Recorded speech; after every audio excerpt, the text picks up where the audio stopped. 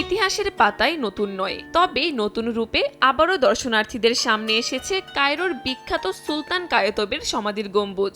2 বছরের সংস্কার কাজ শেষে পুনরায় খুলে দেওয়া হয়েছে ঐতিহাসিক স্থাপনাটি। মিশরের ঐতিহ্যবাহী আল গামালিয়া এলাকায় অবস্থিত সুলতান কায়তব কমপ্লেক্সের অংশ এটি।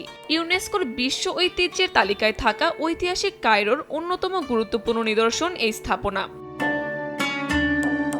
পঞ্চদশ শতকে মামলুক শাসক সুলতান আল আশরাফ কায়তব কমপ্লেক্সটি নির্মাণ করেন। ইতিহাসবিদদের মতে তিনি ছিলেন স্থাপত্যের বড় পৃষ্ঠপোষক। মিশরের বিভিন্ন এলাকা সহ দেশের বাইরেও তার নির্মিত অনেক স্থাপনা রয়েছে। কায়রোর এই কমপ্লেক্সকে তার সেরা স্থাপত্য কীর্তিগুলোর একটি হিসেবে ধরা হয়।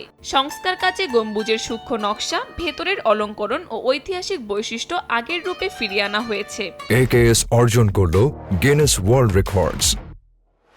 AKS পুরো কাজটি তত্ত্বাবধান করেছে মিশরের সুপ্রিম কাউন্সিল অব অ্যান্টিকুইটিজ, অর্থায়ন করেছে যুক্তরাষ্ট্রের অ্যাম্বাসেডর্স ফান্ড ফর কালচারাল প্রিজার্ভেশন।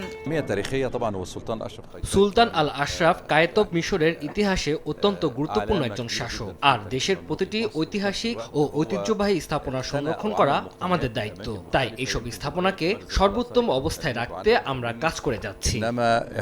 কর্তৃপক্ষ জানায়, শত শত বছর ধরে ইতিহাসের সাক্ষী হয়ে দাঁড়িয়ে থাকা সুলতান কায়তবের এই সমাধি শুধু একটি স্থাপনা নয়, বরং মিশরের সমৃদ্ধ ঐতিহ্য ও স্থাপত্য শৈলীর জীবন্ত নিদর্শন।